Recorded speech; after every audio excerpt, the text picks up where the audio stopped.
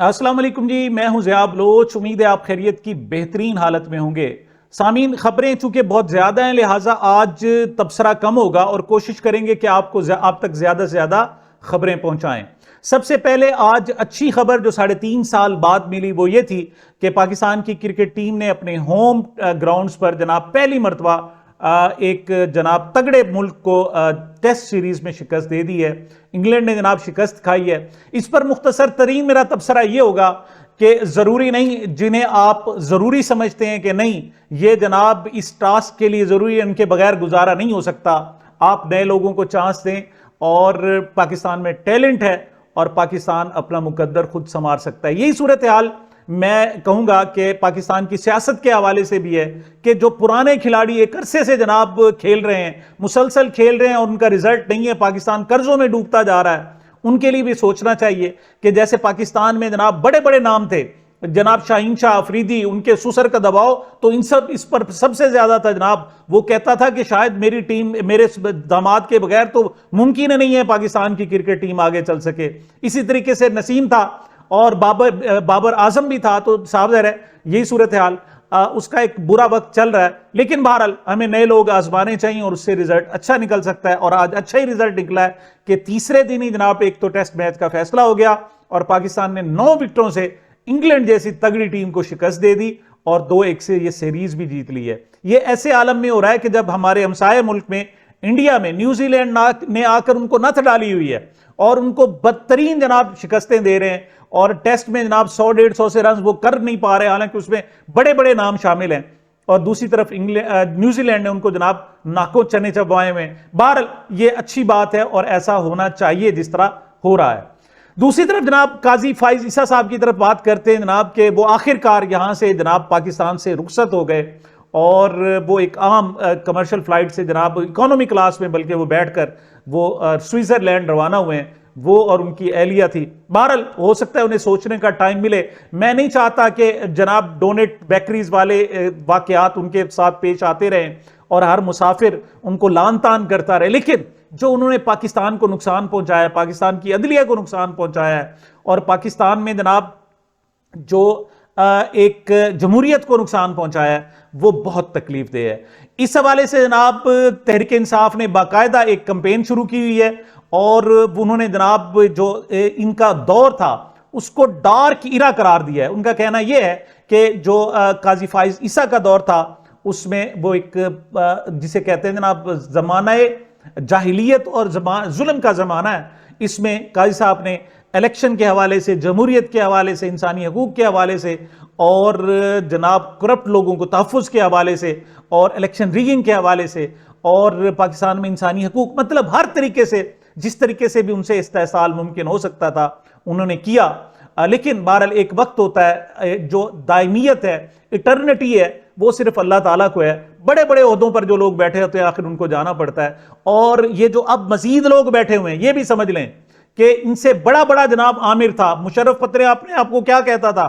وہ کہتا تھا یہ وردی تو میری کھال ہے، اس کے بغیر نہیں جا سکتا۔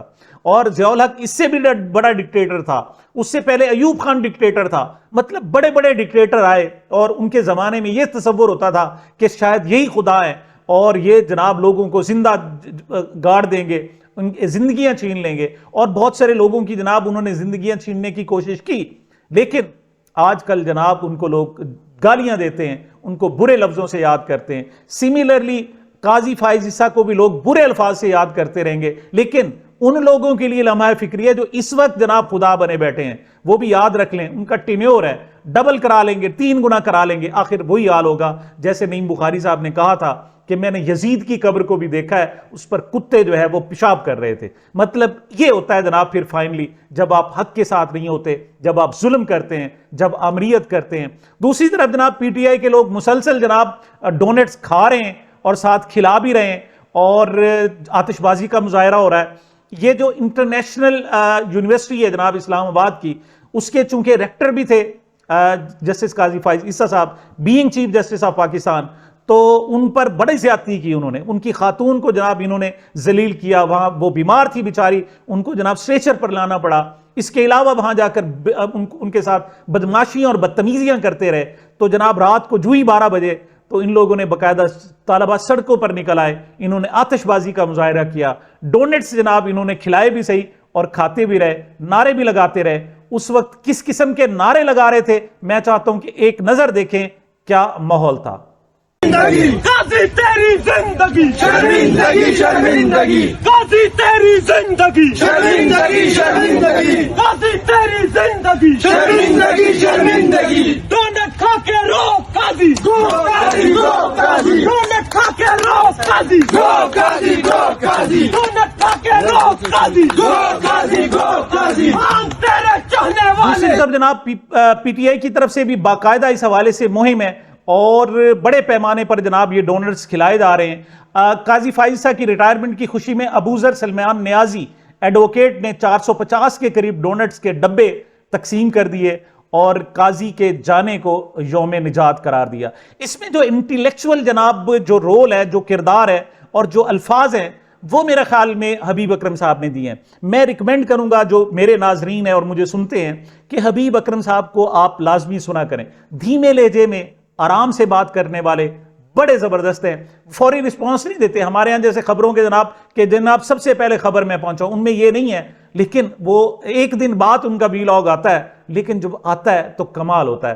حبیب اکرم صاحب چونکہ مذہب کو انہوں نے بہت زیادہ ڈسکس کیا ہے, وہ جناب فاضل عربی, فاضل اردو اور دیگر جناب ان کے پاس علوم ہے اور عالم بھی ہے وہ ساتھ, تو اس وجہ سے ان کے جو گفتگو ہوتی ہے اس میں عالمانہ ہوتا ہے. اور وہ جو پڑھتے ہیں وہ ویلاگ بھی کرتے ہیں, تو وہ پہلے شاید میرے خیال میں تحریر کرتے ہیں اس کے بعد. تو ان کا جو آخری ویلاگ تھا اس میں میں 2 اقتباسات آپ کو سنانا چاہوں گا. حبیب اکرم صاحب کہتے ہیں ہم قاضی فائز عیسیٰ کو جج سمجھ رہے تھے, لیکن وہ جج نہیں فریق تھے, وہ ثالث نہیں بلکہ دشمن تھے, اور انہوں نے اپنی دشمنی نبھاتے ہوئے دستور کو تباہ کر ڈالا اور عدلیہ میں مداخلت کا راستہ ہموار کیا. انہوں نے ہر اس شخص پر دروازہ بند کر دیا جن سے انصاف دینا کسی طاقتور کو گوارا نہیں تھا. اب وہ کہہ رہے ہیں نا جی کہ میں نے بڑا انصاف دیا, جی بالکل صرف ان لوگوں کو انصاف دیا جن کو طاقتور چاہتے تھے, اور وہ ان کا انصاف نہیں بھی منتا تھا تو پھر بھی ان کی جولی میں ڈال دیا. اور جو انصاف مانگنے والے تھے وہ ان 1.5-2 سالوں میں جناب سپریم کورٹ کے باہر ایڑیاں رگڑتے رہے, وہ پاکستان میں دعائیاں دیتے رہے, لیکن کوئی ان کی سننے والا نہیں تھا. حبیب اکرم صاحب اپنے ویلاگ کا جو اختتام کرتے ہیں وہ ان الفاظ کے ساتھ کرتے ہیں کہ قاضی فائز عیسیٰ وہ شخص تھے جن کا سونا ان کے جاگنے سے بہتر تھا, ان کا جج نہ ہونا ان کے جج ہونے سے بہتر تھا. یہ جو اسلوب ہے یہ عربی ادب کا جناب اسلوب ہے, اور قرآن مجید میں بھی اس کو بار بار ریپیٹ کیا. وہ اسی وجہ سے کہتے ہیں سونا جاگنے سے بہتر, جج نہ ہونا ہونے سے بہتر تھا, ان کا جہل ان کے علم سے بہتر تھا, ان کی خاموشی ان کے کلام سے بہتر تھی. دعا ہے کہ ان جیسا شخص کبھی جج نہ بنے, ان کی عدلیہ سے رخصتی پر مبارکباد قبول کریں. یہ ان کے آخری الفاظ تھے. میں پھر ایک مرتبہ ریکمینڈ کروں گا کہ جناب ان کی بات, ان کے ویلاگز کو خاص طور پر سنیں. لیکن یہاں میں ایک بات آپ کو دہرانا چاہوں گا. جسٹس قاضی فائز عیسیٰ ریٹائرمنٹ کے اگلے دن یعنی 25 کو ریٹائر ہوئے, 26 کو سوئٹزرلینڈ روانہ ہو گئے. حالانکہ بہت پہلے سابق صدر مملکت ڈاکٹر عارف علوی صاحب نے کہا تھا کہ میں ایک ریکویسٹ کرتا ہوں, وہ جو ظلم کر رہے ہیں, جو زیادتی کر رہے ہیں, کہ وہ جب ریٹائر ہو جائیں تو پاکستان میں رہیں تاکہ پتہ چل سکے یہ پاکستانی قوم ان کی کس طریقے سے عزت افزائی کرتی ہے. اس وقت جب وہ ریٹائر نہیں ہوئے تھے, ڈاکٹر عارف علوی نے کیا کہا تھا, ذرا سنیں. ایک وعدہ میں چاہتا ہوں چیف جسٹس صاحب سے کہ جب بھی وہ ریٹائر ہوں گے تو پاکستان میں رہیں گے. میں سمجھتا ہوں پاکستان کی قوم ان کی عزت افزائی کرے گی, اور پاکستان میں رہیں تو ان کو اندازہ ہوگا کہ جس نے ملک میں رہنا ہے اس نے ملک سے غداری نہیں کرنی.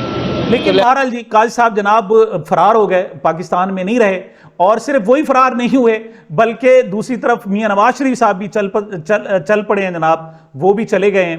اور اس پر جو تبصرہ بہت سارے لوگوں نے کیا ہے, لیکن الطاف حسین نے ایک اچھا تبصرہ کیا ہے. الطاف حسین ہمارے مین میڈیا پر ابھی تک نہیں ہے, حالانکہ وہ اس وقت جو رول ادا کر رہے ہیں لندن میں بیٹھ کر وہ پہلے والا نہیں ہے, اور ان کے جو ویلاگز, ان کی گفتگو, ان کے جو میسیجز ہیں وہ اس وقت حقائق کے بالکل قریب تر ہیں. تو جناب لندن آمد پر الطاف حسین کی جانب سے نواز شریف کو خوش آمدید, بہت بے آبرو ہو کر تیرے کوچے سے ہم نکلے. انہوں نے جناب یہ شعر کوٹ کیا اور لکھا کہ وزیر اعظم بننے کے لیے آپ کو فارم 47 پر جتوایا بھی گیا, مگر افسوس کہ ساری امیدیں زمین بوس ہو گئیں اور آپ کو ایک مرتبہ پھر ملک چھوڑنا پڑا. کیا ہی عجیب ہے کہ میاں نواز شریف صاحب قاضی صاحب کے سہارے آئے، اس ڈکٹوریل جناب جو جج تھا، عامر جج تھا، اس کے دور میں آئے، اور وہی جسے اس نے خود افتخار چودھری کے زمانے میں افتخار چودھری کے ذریعے اسے جج بنایا تھا، ورنہ کسی پر اعتبار نہیں تھا، اور پھر ان کی جب آخری دن تھا تو وہ پاکستان سے بھی بار رخصت ہو گئے، اور اب وہ پاکستان میں شاید ہی آئے صورتحال، کیونکہ اتنی اچھی نہیں رہی، ان کا ویسے بھی وطن برطانیہ ہے، اب ان کا مزاج، وہ ہجرت کر چکے یہاں سے، اس وجہ سے وہ ایک علیحدہ ٹاپک ہے، لیکن وہ پاکستان سے جا چکے ہیں۔ میرے پاس خبر ہے جناب کہ اڈیالہ جیل میں عمران خان سمیت دیگر قیدیوں سے ملاقاتوں پر پابندی ختم کر دی گئی ہے، ملاقاتوں پر پابندی 25 اکتوبر تک لگائی گئی تھی، عمران خان سے بھی ان کی بہنوں کی ملاقات متوقع ہے، لیکن آج انہوں نے جناب بڑی زبردست چال چلی ہے، اور انہوں نے جناب ایک جو 26 اکتوبر کو ملاقات کے لیے جسٹس عامر فاروق صاحب نے کہا تھا، ان کی 26 اکتوبر کو بھی ان کی بہن نورین نیازی کی ملاقات نہیں کرائی گئی، اور نہ صرف یہ کیا گیا کہ ملاقات نہیں کرائی گئی، بلکہ جسٹس میاں گل حسن اورنگزیب صاحب کی جناب قیادت میں ایک بینچ نے حکم دیا تھا کہ عمران خان کا ایک طبی معائنہ کرانے کے لیے ایک میڈیکل پینل بنایا جائے، اور اس میں انہوں نے کہا تھا کہ پمس کے ڈاکٹر بھی ہوں، لیکن ان کے ذاتی معالج کو بھی شامل کیا جائے۔ اس ذاتی معالج میں ڈاکٹر عاصم یوسف کا نام لکھا گیا، لیکن کیا ہوا کہ وہ اس وقت ڈاکٹر فیصل جو ہے وہ پاکستان میں موجود نہیں ہے، ڈاکٹر عاصم موجود ہیں، لیکن انہوں نے بہانہ، ان کو پتہ چل گیا جناب کہ ڈاکٹر فیصل نہیں ہے، لہٰذا انہوں نے کہتے ہیں ڈاکٹر فیصل اس میں شامل ہوں گے، کسی اور جج کو شامل نہیں کیا جا سکتا۔ یہ بھی ان کی بدنیت ہی ہے، اس کے علاوہ اور کچھ نہیں ہے۔ ساتھ ہی جناب ایک اور کہ جو عمر چیمہ، سرفراز چیمہ اور دیگر جو رہنما تھے، ان کی درخواست ضمانت تھی جناب لاہور ہائی کورٹ انسداد دہشت گردی کی عدالت میں، اور وہ مسترد کر دی گئی۔ اچھی بات ہے، مسترد کر دی گئی۔ اب یہ ہوگا کہ کم از کم ہائی کورٹ میں ان کی ضمانت لی جا سکے گی۔ میرا خیال یہ ہے کہ جناب اس وقت ہماری جو عدلیہ ہے ان کو بھی سمجھ آ گئی ہے کہ ایک ظالم شخص جو اوپر بیٹھا ہوا تھا وہ تبدیل ہو گیا ہے، اب جسٹس یحییٰ جتنا مرضی ظالم ہو جائے کم از کم اس حد تک نہیں جا سکتا جس حد تک وہ گرا ہوا انسان تھا، وہ ایک پاکستان کا بدترین جو ہے وہ دور تھا۔ تو بہرحال اچھی بات ہے جناب، اب امید کی جا سکتی ہے کہ شاید ہائی کورٹ سے ان رہنماؤں کی جو ایک عرصے سے بہت ہی برے حالت میں جناب جیلیں کاٹ رہے ہیں ان کی ضمانتیں ہو جائیں۔ شاہ محمود قریشی صاحب کی ضمانت خارج نہیں ہوئی انسداد دہشت گردی عدالت سے، بلکہ ان کے لیے 6 نومبر کا ٹائم دیا گیا، اور امید ہے جناب کہ ان کی ضمانت بھی ہو جائے گی۔ جی 82 ارکان جو گزشتہ روز جناب سنگجیانی میں ایک ڈرامہ رچایا گیا کہ قیدی بہنوں پر حملہ کیا گیا اور چھڑانے کی کوشش کی، ان سب کے خلاف دہشت گردی کے مقدمات درج کر لیے گئے۔ اب انہوں نے کیسے یہ اسیس کر لیا کہ جناب جو باہر سے حملہ کیا گیا ہے اس میں یہ ملوث تھے؟ یہ بذات خود ایک ظلم ہے کہ آپ کسی قیدی پر اس کا دشمن بھی حملہ کر دے تو آپ کہیں جناب یہ ملوث ہے، یہ انتہائی غلط۔ ان میں 3 ایم پی اے شامل ہیں، اور سب سے بڑی اہم بات یہ ہے کہ ان ایم پی ایز میں یاسر قریشی بھی شامل ہیں جو اس وین میں نہیں تھے، بلکہ ان کے پروڈکشن آرڈر جاری ہو چکے تھے اور وہ اسمبلی میں موجود تھے، لیکن ان کو بھی جناب انہوں نے دہشت گردوں میں شامل کر لیا۔ یہ آپ ظلم کا راستہ اختیار کر رہے ہیں، اور اب کم از کم لوور عدالت کو نہیں تو کم از کم میرا خیال میں ہائی کورٹ کو اس پر نوٹس لینا پڑے گا، اور یہ جو بے گناہ قیدی وہاں پر قید ہیں ان کو اس حوالے سے کام کرنا پڑے گا۔ دوسری طرف جناب علیمہ خان صاحبہ کہتی ہیں کہ پی ٹی آئی کے 400 کارکنان جہلم جیل میں بند ہیں، ہمیں بھی قید تنہائی میں رکھا گیا، یہ ظلم ہے، یہ ریاستی دہشت گردی ہے۔ تو وہ کہتی ہیں جناب کہ 100 دفعہ بھی جیل میں ہمیں ڈالنا ہے ڈال دیں، ہم چپ نہیں رہیں گے۔ دیکھیں بشرا بی بی کو انہوں نے پشاور منتقل کر دی، وہ بھی عارضی ہے، پھر واپس آ جائیں گی، اور ان کی بہنوں نے لڑنا ہے۔ یہ سیاسی خواتین نہیں ہیں، لیکن جب تک عمران خان صاحب باہر نہیں آتے انہوں نے لڑنا ہے، انہوں نے آواز اٹھانی ہے، انہوں نے آواز بلند کرنی ہے، لہٰذا آپ ان کی آواز کو خاموش نہیں کرا سکتے۔ علیمہ خان صاحب نے رہائی کے وقت کیا کہا ذرا سنیں۔ اور ہم نکلے تھے ایک پرامن احتجاج کے لیے، ابھی احتجاج شروع نہیں ہوا تھا۔ پرامن احتجاج ہمارا آئینی حق ہے، انہوں نے کوشش کی کہ پرامن احتجاج ہمارا حق انہوں نے چھیننے کی کوشش کی، اور یہ یاد رکھیں کہ جو ہمارے پہ چارجز لگائے ہیں وہ میں کہوں کہ بارود بنا کر اسمبلی کو اڑانے کے ہیں۔ یہ وہ لوگ ہیں، اگر یہ چاہتے، اگر یہ کہتے کہ یہ احتجاج کے لیے کیوں نکلے، کیونکہ ہم پرامن احتجاج کے لیے نکلے تھے، یہ کیونکہ ہمارا آئینی حق ہے، یہ ہمارے پہ چارجز نہیں لگا سکے۔ یہ جس اسمبلی کی بات کر رہے ہیں کہ اس کے اوپر ہم کوئی بم की तैयारियां कर रहे थे, उसका कोई रेसिपी थी हमारे पास, हमने कोई बम बनाए थे और वो हमने असेंबली उड़ानी थी। याद रखें, ये वो लोग हैं जिन्होंने असेंबली के ऊपर हमला करके लोगों के नुमाइंदों को रात को अगवा किया था, ये याद रखें। जो गैर आईनी चीजें ये कर रहे हैं ना, आज हमें इमरान खान के लिए फिर निकलना पड़े, हम फिर निकलेंगे पुरअमन एहतजाज के लिए। जब इमरान खान कहेगा हम बाहर आ जाएंगे। पीटीआई जनाब खुद को ऑर्गेनाइज कर रही है, बल्कि रीऑर्गेनाइज कर रही है, और उसी का नतीजा है कि जनाब आज यानी सुबह जो इतवार है 27 अक्टूबर को कराची में एक बड़ा एहतजाज रखा गया है। अब ये एहतजाज जो डिफ्रेंशिएट करेगा कि काजी के होते हुए एहतजाज किस किस्म का था और काजी के जाने के बाद एहतजाज किस किस्म का हो सकता है, बहरहाल ये उसकी चीज़ों की वजाहत करेगा। आखिरी एक दो खबरें मैं आपको देता हूं। जनाब ज़ैन कुरैशी साहब ने इस्तीफ़ा दे दिया है जी। कौमी असम्बली रुकनीत से इस्तीफ़ा नहीं दिया है, बल्कि उन्होंने इस्तीफ़ा वो डिप्टी पार्लिमानी लीडर जो थे कौमी असम्बली में उसके तौर पर दिया है। कितनी शर्मनाक बात है। इमरान खान ने एतबार किया, वो तो बल्कि इसे पार्लिमानी लीडर बनाना चाह रहे थे, लेकिन पता नहीं उनको छठी इसने कह दिया और उन्होंने नहीं बनाया, वरना ये पाकिस्तान का सौदा कर चुका होता है ये शख्स। बहरहाल उस पर संगीन इल्ज़ाम है।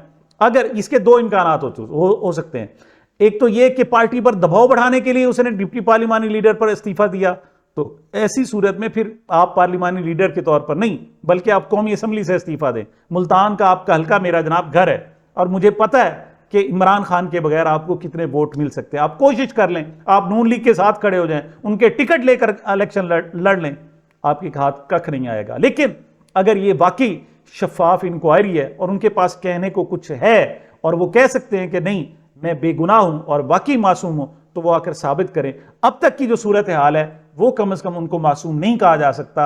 इस वक्त तक तो वो गलती कर चुके हैं। अब यहां ये भी हो सकता है, मैं तो ये कहूंगा कि उनके बाप की वजह से ये एक मरतबा मुआज़रत कर लें तो शायद उनकी मुआज़रत भी बाकायदा कबूल कर ली जाए। शेर अफजल मरवत साहब आपको पता है कि बड़े दबंग लीडर हैं, वो एक नई अंदाज में नई बात कर रहे हैं। वो कह रहे हैं जनाब अब वक्त आ गया है कि अब तमाम सूरत हाल का कम से कम एक मरतबा जायजा लिया जाए और हिसाब भी लिया जाए, ऑडिट भी किया जाए। अब बाकायदा हिसाब होगा। कैसे?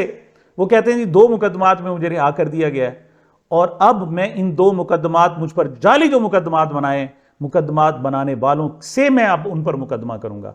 और जब ये हिसाब किताब होगा तो पाकिस्तान में तो 10,000 से ज़ायद मुकदमात बनाए गए, 30,000 से ज़ायद लोगों को जनाब गिरफ्तार किया गया, कई हज़ार लोगों को तो नज़रबंद किया गया।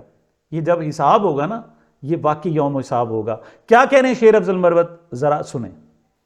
मेरे खिलाफ इस्लामाबाद पुलिस की तरफ से गुज़िश्ता साल दर्ज किए गए मुतअद्दिद मुकदमात में से 2 मुकदमात में बात सुनने के बाद फाजिल अदालत ने मुझे बरी कर दिया है। अब मैं तो बरी हो गया हूँ, लेकिन जिन्होंने पर्चा दिया था वो अब तेल लगा के तैयारी कर लें, क्योंकि मैं अब इन मुकदमात के फालतू और गलत इंदराज पे उनके खिलाफ मुकदमा दायर कर रहा हूँ। और साबिक आईजी इस्लामाबाद डॉक्टर नासिर नाम था ना, अकबर नासिर साहब, तैयारी करो, इस्लामाबाद आना पड़ेगा तुम्हें। साबिक DIG ऑपरेशन, मुतल्लिक SHOs, फौजदारी मुकदमे के साथ ही मैं हर्जाने के मुकदमे भी दायर कर रहा हूँ।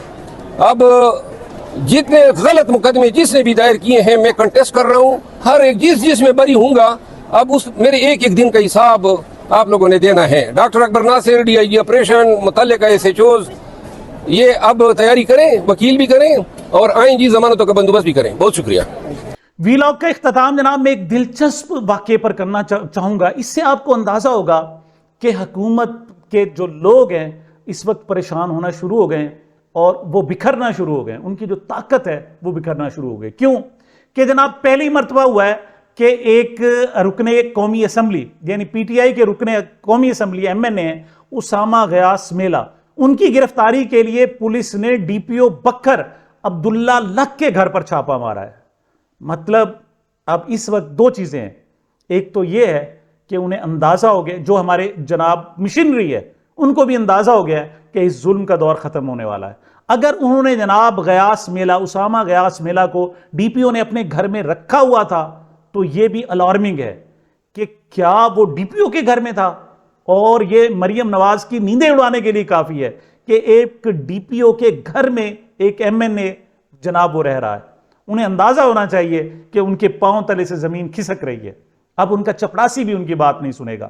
کیوں؟ یہ ظالم ہیں, یہ جناب ظلم سے اور جبر سے جناب حکومت میں آئی, فارم 47 کی پیداوار ہیں. تو اس پر جناب وہ کہتے ہیں جب پولیس نے ڈی پی او بکھر کے گھر میں عبداللہ لک کے گھر پر چھاپا مارا تو گھر کی تلاشی لی, وہاں بھی توڑ پھوڑ کی, گھر والوں سے بدتمیزی کی گئی, جس پر ڈی پی او عبداللہ لک نے احتجاجاً ڈی پی او کا جو عہدہ ہے وہ چھوڑ دیا. یہ صحافی بہرحال یہ دعویٰ کر رہے ہیں, لیکن یہ بڑی الارمنگ ہے, اسے آپ لائٹ نہ لیجیے گا, یہ ایک بہت بڑی خبر ہے. مطلب کہ حکومت میں توڑ پھوڑ کا عمل شروع ہو گیا ہے, اس میں جناب اب ان کا جو سٹیمنا ہے وہ ختم ہو گیا ہے, اب ظلم ریورس ہونا شروع ہو گیا ہے, اور یہ ظالم ہمیشہ کے لیے برقرار نہیں رہیں گے. لیکن بالفرض اگر انہوں نے نہیں چھپایا ہوا تھا اور پھر چھاپا مارا تو پھر عبداللہ جناب لک کا رد عمل بھی ہے. اور یہ صرف عبداللہ لک تک, ایک ڈی پی او تک نہیں رہے گا, یہ ڈی سی اوز تک, کمشنر تک, دیگر لوگوں پر جائے گا.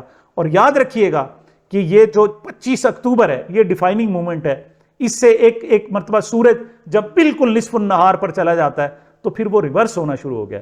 25 کے بعد چیزیں ریورس ہونا شروع ہو گئی ہیں. اس کی سب سے بڑی مثال یہ ہے کہ ان کے اپنے ڈی پی او پر اعتبار نہیں رہا اور ڈی پی او کا ان پر اعتبار نہیں رہا. سامعین, یہ میری اب تک کی گزارشات تھی. مجھے اپنے اس چینل کو اپنی محبتوں اور دعاؤں میں یاد رکھیے گا. ملتے ہیں چھوٹے سے وقفے کے بعد.